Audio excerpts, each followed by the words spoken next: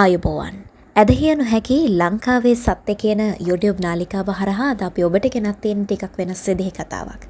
ඇත්තටම මේ ආයුබෝවන් කියන එකෙත් ලොකු තේරුමක් තියෙනවනේ. ඇයි මං එහෙම කියන්නේ? ආයුබෝවන් කියන්නේ ආයු බෝ වෙන්න ඕන. ඒ කියන්නේ දීර්ඝායුෂ ලැබෙන්න ඕන කියන එක. අපි හැම දෙයක්ම කිව්වේ නිකන් නෙමෙයි. අපි හැම දෙයක්ම රඟ දක්වලා පෙන්නුවේ නිකන් නෙමෙයි. අපි හැම දෙයක්ම කරලා පෙන්නුවේ නිකන් නෙමෙයි. අපි හැම දෙයක්ම ඇන්දෙත් නිකන් නෙමෙයි. අද අපි කතා කරන්නේ අන්න ඒ ගැන. ඉතින් මේ ගැන කතා කරනකොට මේක හරි වෙනස් කතාවක්.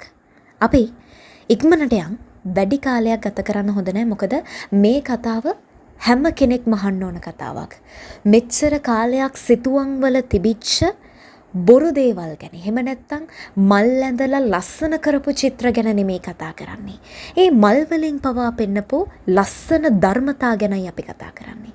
ඉතින් කොච්චර කැටයන් දාලා ලංකාවේ ඉතිහාසය වහන්න හැදුවත් විකෘති කරන්න හැදුවත් හංගන්න බැරි ඉතිහාසයක් අපිට තියෙනවා. අපි කියනවානේ ගලේ කොටපු අකුරක් වගේ.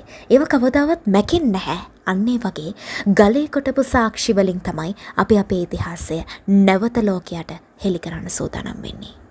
අද අපි කතා කරන්නේ ධර්මතාවයක් ගැන. අද ලංකාව විතරක් නෙමේ ලෝකෙම ගැටලු ඇති වෙලා තියෙන්නේ මෙන්න මේ ධර්මතාවය අපි අතර නැති නිසා. ඒ වගේම අවුරුදු ගාණක් තිස්සේ ගොඩනැගිච්ච මානව ශිෂ්ටාචාරය කවදා හරි බිඳ වැටෙන්නෙත් මෙන්න මේ ධර්මතාවය නැති නිසා. මේ ධර්මතාවෙන් තමයි ලෝකේ ආරම්භ වෙන්නේ. ඒ වගේම මතක තියාගන්න මේ ධර්මතාවය නැති වුණොත් තමයි මේ ලෝකය කවදා හරි බිඳ වැටෙන්නේ. හරි, අපි පිළිවෙලින් කතාව පටන් ගමු. ඔබත් මමත් හැමෝම අහලා තියෙන කතාවක් තමයි සිදුහත් කුමාරයා උපත ලද සැනින් සත් පියුමන් පිට සක්මන් කරා කියන කතාව. ඒ කතාව ඇත්ත. හැබැයි මේ කියන්නේ සිදුහත් කුමාරයා උපත ලැබලා සක්මන් කරනකොට පියුම් 7ක් පිපුණා කියන එකද? එහෙම නැත්නම් ඒකෙනොත් කියන්නේ ධර්මතාවයක් ගැනද? දැන් ඔබට මේ පේන සිතුවමේ ඉස්සෙල්ලාම ඉන්නේ කාන්තාවක් සහ පිරිමි කෙනෙක්. මෙන්න මේ දෙන්නගේ එකතු වීම හරහා බිහි වෙන කෙනා විශේෂ පුද්ගලයෙක්. සාමාන්‍ය කෙනෙක් නෙමෙයි. ඒ කියන්නේ මෙන්න මේ දෙදෙනාගේ ශක්තියින් එකිනෙකට එකතු වීම හරහා බිහි වෙන කෙනා බ්‍රහ්මත්වයට පත් වෙන කෙනෙක්. මෙන්න මේ පළවෙනි එක. කියන්නේ කාන්තාවගේ හා පිරිමි කෙනාගේ එකතුව හරහා තමයි. එහෙම නැත්නම් ඕකට අපි කියනවා නමක් මනුකුල සිරිත කියලා. ඔන්න ඔය ධර්මතාවය හරහා තමයි අවසානයේ බුද්ධ කියන චරිතය කෙමෙන් පරිවර්තනය වෙලා එන්නේ. දේව, බ්‍රහ්ම, ඊට පස්සේ චක්‍රවර්ති, ඊට පස්සේ බුද්ධ. මෙන්න මේ විදිහට යම් කිසි ධර්මතාවයක් තමයි මේ හරහා නිරූපණය කරලා තියෙන්නේ. ඉතින් ඔබට මේ දිස්සන්නේ පුරාණ ගල්ලෙන් විහාරයේ තියෙන සිතුවමක්. ඉතින් මේ පිළිම වලින් අපිට කියන්න ඔන්න ඔය කතන්දරය. ඉතින් ගැහැණු හා පිරිමි දෙදෙනාගෙන් ඉන් අනතුරුව ප්‍රධාන චරිත 6ක් පෙන්නනවා. අවසන් චරිතය 6 වන චරිතයෙන් පස්සේ ගෞතම බුදුන් වහන්සේගේ ප්‍රතිමාව ඊළඟට නිර්මාණය නෙලලා තියෙනවා. එතකොට එතනින් ඒක ගල්ලෙන් විහාරේ ඒ වගේම මෙවැනිම සිතුවමක් තමයි මෙන්න මේ වෙලාවේදී ඔයගොල්ලන්ට දිස්සෙන්නේ. මේ සිතුවමෙත් ගැහැණු හා පිරිමි කියන චරිත දෙකේ එකතුව නැත්තම් මේ මනුකුල සිරිත කියන ධර්මතාවයත් එක්ක ඊළඟට පිළිවෙලින් චරිත 6ක් එක චක්‍රයන් අවදි වෙමින් පළවෙනි චක්‍රය, දෙවෙනි චක්‍රය, 3, 4, 5, 6 ඔන්න ඔය විදිහට 6ක් අවදි වෙලා 7 වෙනි චක්‍රය විදිහට මේ 7ම අවදි වුණාට පස්සේ චක්‍ර අවදි කරගත්ත කෙනෙක් විදිහට බුද්ධ කියන චරිතය බිහි වෙනවා කියන එක තමයි මේ වෑන් පැහැදිලි කරන්නේ. ඊළඟට හැම තැනටම ඇතුළු වෙන තැන තියෙන මකරාගේ මුඛයෙන් ආරම්භ වෙන ශක්තිය. මොකක්ද මේකෙන් කියන්නේ? ඒක තමයි ඊළඟට අපි කතා කරන්න සූදානම් වෙන්නේ. මේ මකර කියන කෙනා ද්වේතාවය නිරූපණය කරන කෙනෙක්. මේ අපි කතා කරන ධර්මතාවය ඇතුලේ ද්වේතාවය නිරූපණය කරන්න විවිධ ක්‍රම තියෙනවා. අපි කිහිපයක් ගත්තොත් එහෙම එක්කෙනෙක් තමයි මකරා.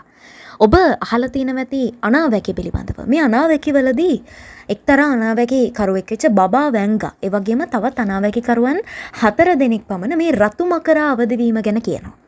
අනිවාර්යෙන් 2030ට කලින් 2030 හෝ 40ට කලින් මේ රතු මකර කියන්නේ කවුද කියන එක ගැන අනාවරණය වෙනවා කියලා අනාවැකි කරුවන් කියලා තියෙනවා.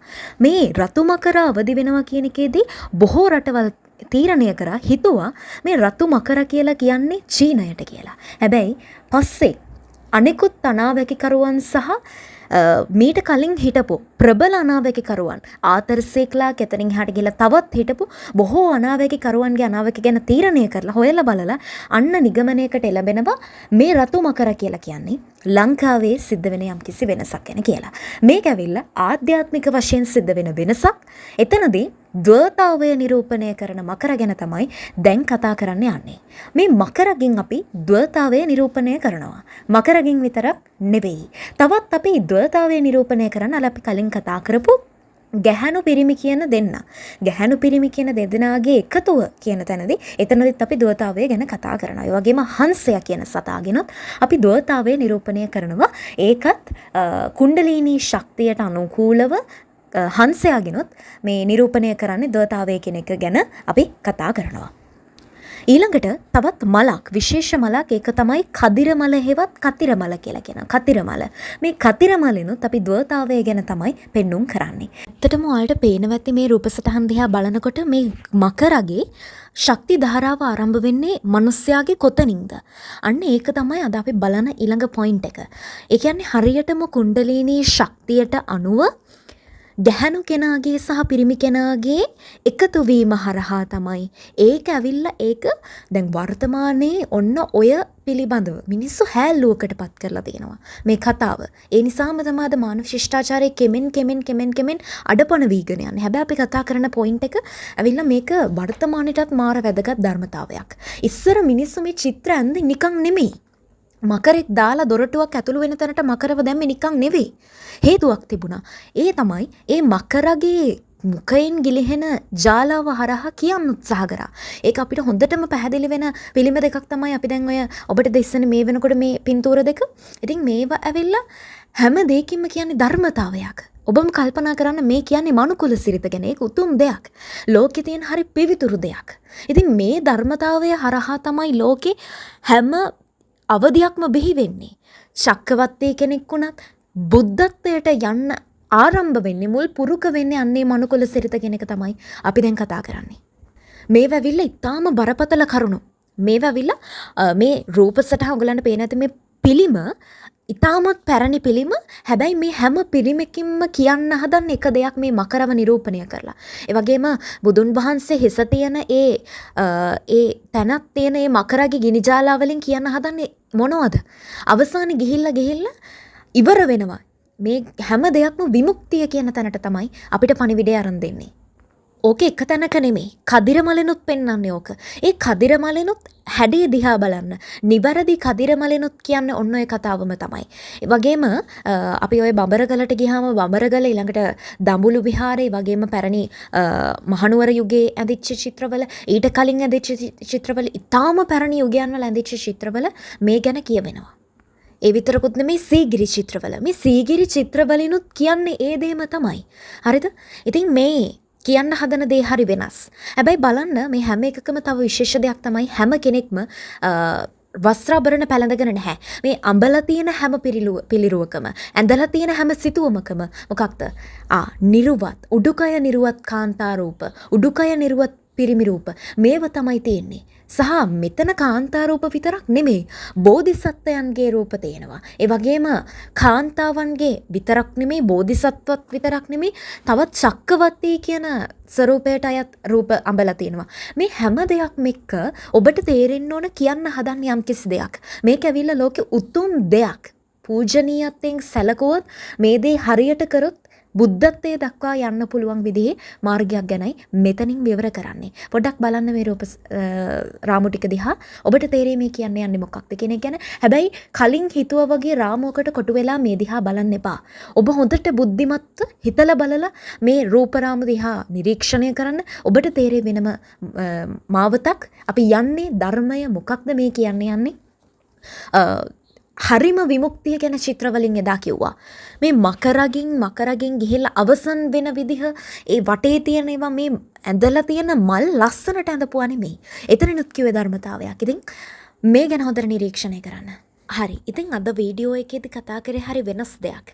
මනුකුල සිරිත, කුණ්ඩලිනි ශක්තිය මේ හැම දෙයක්ම එකතු කරගෙන සමස්ත ඉතිහාසය අපිට කියන්න උත්සාහ කරපු ඒ ධර්මතාව ගැන තමයි අද අපි හෙලි කරගත්තේ. ඒත් ඔක්කොම නෙමෙයි පොඩි කොටසයි අද හෙලි කරගත්තේ. ඉතින් රාමුවකට කොටු වෙලා හිතන්න නැතුව වැඩි දුරටත් හිතන්න. මොකක්ද මේ කියන්නේ යන්නේ? ඇයි හැම තැනකම යුගයන් 7ක ඇඳපු චිත්‍ර 7ම එක විදිහයි. හැබැයි ඇඳ එක්කිනාම නෙමෙයි. හැබැයි චිත්‍ර 7ම එකයි. කියන්න හදලා තියෙන දේ එකමයි කියලා අපිට ඔප්පු වෙනවා. ඉතින් මේවෙන් කිව්වේ නිකම්ම මලක් ඇඳ කියලා එක මලක් කියලා හිතන්න නැතුව ඒ තන අභිබවා ගිහින් හිතන්න.